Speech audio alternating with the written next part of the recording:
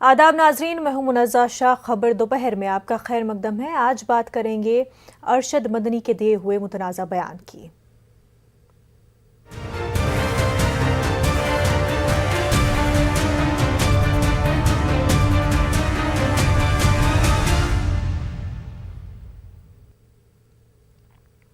जमीयत उलमाए हिंद के सदर अरशद मदनी के एक बयान ने एक बार फिर हलचल मचा दी है। अरशद मदनी ने लड़कियों के लिए अलहदा स्कूल और कॉलेज कायम करने की वकालत की और कहा कि गैर मुस्लिमों को भी चाहिए कि वो अपनी बेटियों को गैर अखलाकी और बदसलूकी से दूर रखने के लिए मखलूत तालीम से दूर रखे।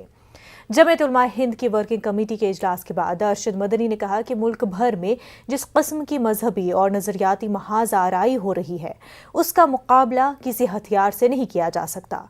टेक्नोलॉजी और उसका मुकाबला करने का वाहिद तरीका नई नस्ल को आला तालीम से आरास्ता करना है।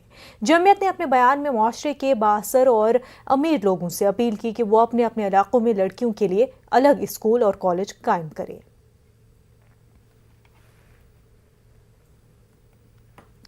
तो आपको बता दें, अरशद मदनी ने बयान दिया है जहां पर उन्होंने कोएड को ख़त्म करने की बात कही है। उनके बयान के मुताबिक कोएड की वजह से जो है इमोरलिटी और मिसबिहेवियर को जन्म होता है। वहीं पर उन्होंने गैर मुस्लिमों को भी अपील की है कि वो जो है कोएड को फ़रोग न दे, बल्कि ऐसा निज़ाम बनाए जहां पर लड़कियों के लिए अलहदा स्कूल और कॉलेज कायम किए जा सके। इस बयान को लेकर के काफ़ी रिएक्शन सामने आ रहे हैं, जहां पर यह कहा जा रहा है कि आज के दौर में 2021 में भी इस तरह के बयान हमें और भी पीछे ले जाते हैं, ख़ास तौर से लड़कियों के लिए, जहां पर बहुत मुश्किल से सोसाइटी ने ऑलरेडी एक्सेप्ट किया है कि लड़कियों को आगे बढ़ने दिया जाए। और ख़ास तौर से जब हम बात करते हैं मुस्लिम माशरे की, मुस्लिम समाज की, तो काफ़ी वक्त लगा जहां पर लड़कियों को घरों से बाहर जाने की इजाज़त मिली और पढ़ाई और ख़ास तौर से अगर हम बात करें जॉब्स के सिलसिले में, इस चीज़ को एक्सेप्ट करने में हमारे माशरे को काफ़ी वक्त लग गया। ऐसे में एक ऐसा बयान एक ऐसे शख्स की जानिब से जिनको कई सारे लोग मानते हैं, कई सारे लोग उनको लुक अप टू करते हैं, और वो अगर इस तरह का बयान देते हैं तो ऐसे बयान से माशरे में किस तरह का असर पड़ सकता है। वहीं जहां पर यह भी माना जाता है कि साइंटिफिकली अगर देखा जाए कोएड के फ़ायदे भी है, नुकसानात भी है, लेकिन क्या नुकसानात इतने ज़्यादा है कि पूरी तरह से कोएड को बंद किया जाना चाहिए? ये बहस जो है काफ़ी समय से चलती आ रही है, और ये नहीं कि एक ही मज़हब में इस मुद्दे को लेकर के बहस है। हर मज़हब को ही अगर हम देखा जाए तो कोएड को लेकर के हर बार कहीं ना कहीं ये बहस छिड़ी है कि क्या कोएड होना चाहिए या नहीं होना चाहिए।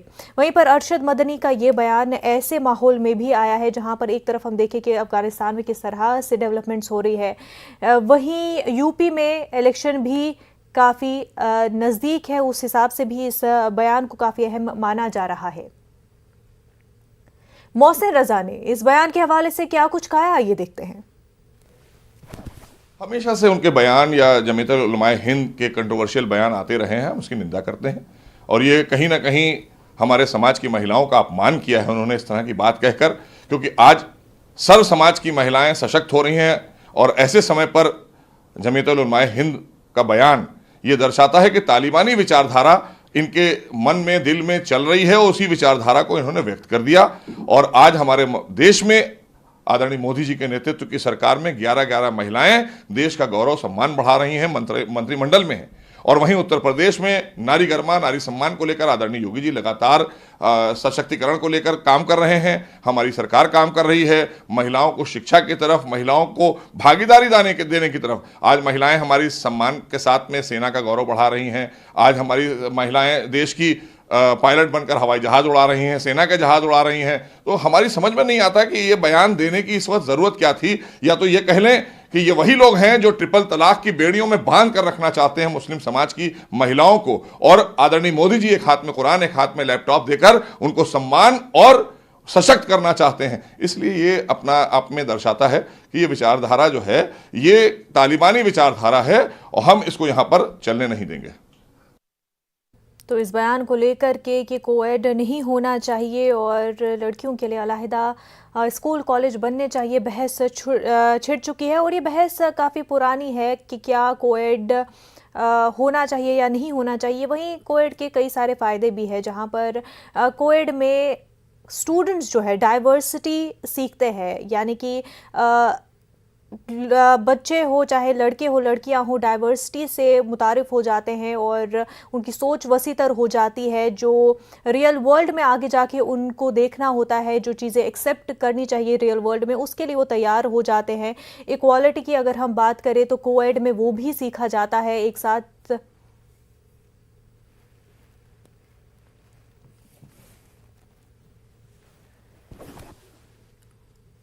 हमारे साथ इस वक्त मुफ्ती नसरुल्लाह नदवी साहब जुड़ चुके हैं। खैर मकदम है आपका नसरुल्लाह नदवी साहब।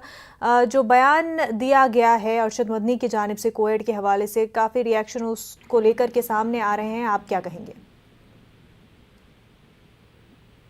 देखिए, मौलाना अरशद मदनी साहब का जो बयान है वो आजकल के हालात के तनाजुर में दिया गया है कि जिस तरह मुल्क में बहुत से वाक़यात जिनसी बेरारवी के पेश आ रहे हैं, उनमें एक फैक्टर ये होता है कि लड़के और लड़कियां जो नौउम्र होते हैं, टीन एज के होते हैं, उनकी उम्र पुख्ता नहीं होती है, उनके आपस में मिलने से अखलाकी बेरारवी पैदा होती है।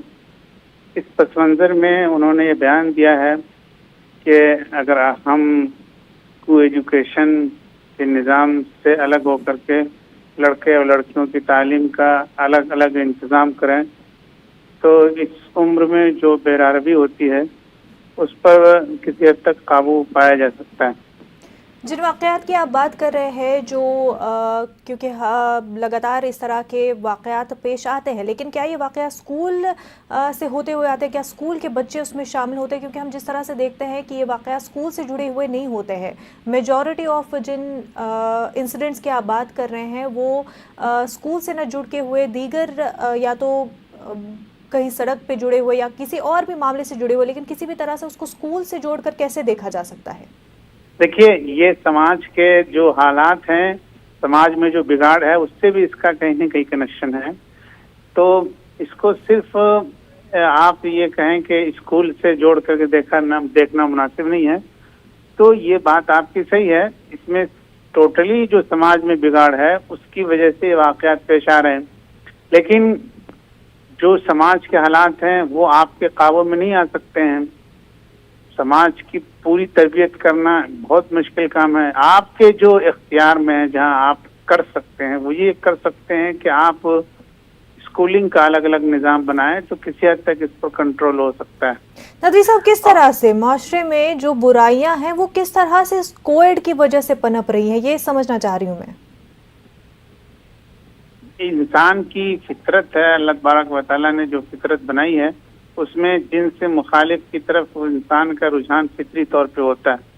तो जब लड़के और लड़कियां एक साथ पढ़ते हैं, उठते हैं, बैठते हैं, तो उनके जो जज्बात होते हैं उनमें कहीं न कहीं वो दूसरे तरह के ख्यालात पैदा होते हैं। इसलिए ये कहा जा रहा है कि को एजुकेशन के ये नुकसानात हैं। ये बताएं नदवी साहब, क्या स्कूल के अलावा बाकी की ज़िंदगी में जो स्टूडेंट्स की इंडिविजुअल लाइफ होती है, रियल लाइफ होती है, क्या उसमें भी मर्द ख़वातीन अलग अलग होते हैं? वहाँ पर तो रियल लाइफ में उनको फेस करना होता है, जहाँ पर समाज में औरतें और मर्द एक साथ ही होते हैं। तो फिर ये जो बात है कि स्कूल में क्योंकि लड़के और लड़कियाँ एक साथ होती हैं तो वहीं से जो है शुरुआत होती है हर बुराई की, ये किस तरह से कहना सही है? नहीं, ये क्योंकि रियल मुआशरा तो यही है ना, जहां पर हम सब मिलकर रहते हैं। मैंने इससे पहले ये कहा कि इसको सिर्फ स्कूल की तालीम को जिम्मेदार करार देना इसके लिए दुरुस्त नहीं। समाज में जो बिगाड़ है असल वो इसके लिए जिम्मेदार है, लेकिन समाज में आप मुकम्मल इस्लाह करना चाहें तो ये आपके बस में नहीं है कंट्रोल करना समाज को। लेकिन स्कूल का एक निज़ाम है, उस पर कंट्रोल किया जा सकता है। ये मेरा कहने का स्कूल से अगर हम शुरू कर रहे हैं, बिल्कुल सही बात नदवी साहब की, स्कूल से ही बेसिक तालीम से ही शुरू होना चाहिए, पर जो आप बात कर रहे हैं तो वहाँ पर तो हमें करिकुलम पर ध्यान देना चाहिए, हमें क्वालिटी ऑफ एजुकेशन पर ध्यान देना चाहिए कि मॉरल एजुकेशन जो है वो इंक्लूड की जाए, एथिक्स और वैल्यूज़ को इंक्लूड किया जाए और उसको सही से बच्चों को पढ़ाया जाए। बावजूद इसके कि उस बात पर ध्यान दिया जाए, ये पूरी तरह से ये बात कह देना कि बच्चों के लिए ही अलग स्कूल और अलग कॉलेज काम किए जाए, ये तो कहीं बैकवर्ड वापस चले जाना वाली बात तो नहीं है। देखिए, करिकुलम की जहाँ तक बात है, निसाब तालीम की बात है, मोरल एजुकेशन की बात है, ये सब चीज़ें उसमें मुआविन होती, लेकिन जो फितरी चीज़ें हैं उनसे आप इनकार नहीं कर सकते हैं, उनका आप इनकार नहीं कर सकते हैं। तो लड़के और लड़कियां नौउम्र जब आपस में मिलते हैं तो कहीं न कहीं बेरारवी के इम्कानात पैदा होते हैं। ये कुदरत का बनाया हुआ निज़ाम है। पर साइंटिस्ट ये भी कहते हैं कि जब कोएड होता है, हालांकि प्रोज कॉन्स है, लेकिन कोएड जब होता है तो इक्वालिटी सीखते हैं, यानी कि एक साथ माशरे में किस तरह से रहना है आगे चल के ज़िंदगी में, वो चीज़ कोएड सिखाती है। और ये जो ख्यालात कि कहीं लड़कियों के साथ या लड़कों के साथ पढ़ने में कोई गलत काम ना आ जाए, ये सोच इसी तरह से पैदा होती है जब उनको बिल्कुल ही एक दूसरे से अलग ना रखा जाता है। समाज में जो जीने का सलीका है वो सिर्फ को एजुकेशन से नहीं होता, उसका बहुत कुछ ताल्लुक जो है वो घर की तरबियत से, वालिदैन की तरबियत से। बिल्कुल, तो फिर कोएड को खत्म क्यों करना है? तो घर की तरबियत में दूसरी बुराई का इम्कान नहीं है, लेकिन कू की तरबियत में दूसरी बुराई का इम्कान है, उससे इनकार नहीं किया जा सकता है। जी बिल्कुल।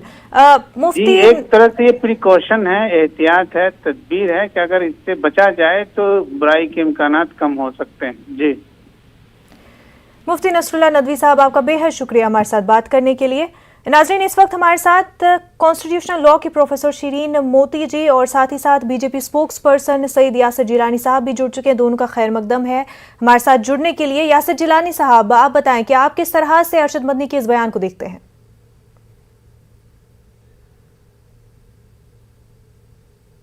मुझे बेहद हैरानी हुई। मैं अपनी बात को शुरू करने से पहले ही मैं ये आपको कह दूं और आपके व्यूअर्स को बता दूं कि मैं इस बयान के का पुरजोर मजम्मत करता हूं। मौलाना अरशद मदनी साहब को क्या हो गया है, कौन लोग उनके आसपास आजकल बैठने लगे हैं कि इस तरह के बयान दे रहे हैं।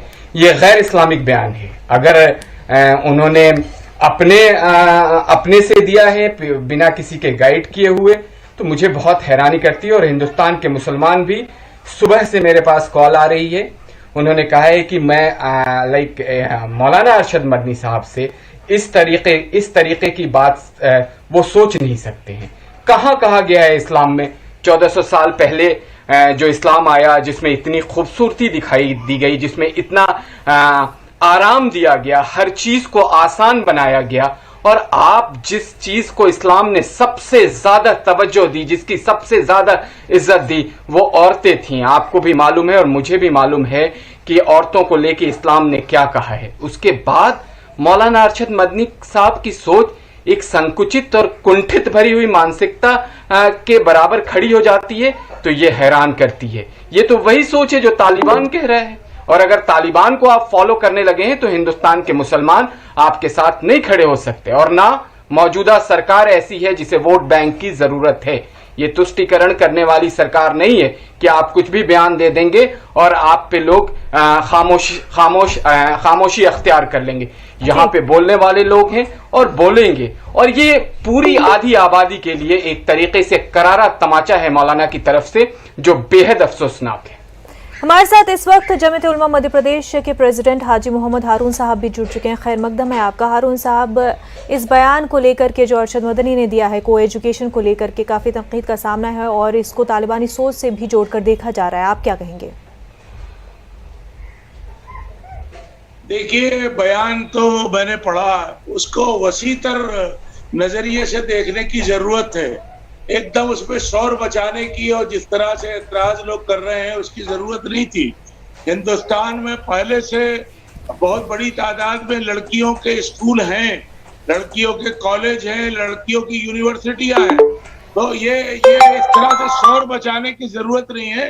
आजादी है, जिसकी मर्जी हो और वो वैसा काम करे। कोएड एजुकेशन में पढ़ाना है तो कोएड एजुकेशन में जाए, और जो लड़कियों के स्कूल हैं उन्होंने तो एक वसी नजरिए। हारून साहब, इस तरह के अगर आज़ादी है कि हर कोई इंसान जो है अपनी चॉइस के हिसाब से कोएड चाहे तो अलहदा जिस तरह से स्कूल्स है भी मौजूद उनमें पढ़ाया जाए, तो इस तरह के बयान देने की जरूरत ही क्यों आन पड़ी? और वो भी ये भी कहा गया, जरूरत इसलिए आन पड़ रही है कि यही जो लोग हैं फिरका परस्त लोग, एक तरफ तो लव जिहाद की बात करते हैं। उसको जरा सोचिए, जब हिंदू लड़का मुस्लिम लड़की से शादी करता है तो घर वापसी कही जाती है, और मुसलमान लड़का हिंदू से शादी करता है तो उसको जो है लव जिहाद कहा जाता है।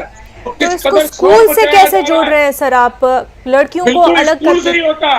नहीं, ये स्कूल नहीं होता। लेकिन वो तो आगे ऐसे कौन से केसेस जिहाद के आए जो कि स्कूल से होकर आए?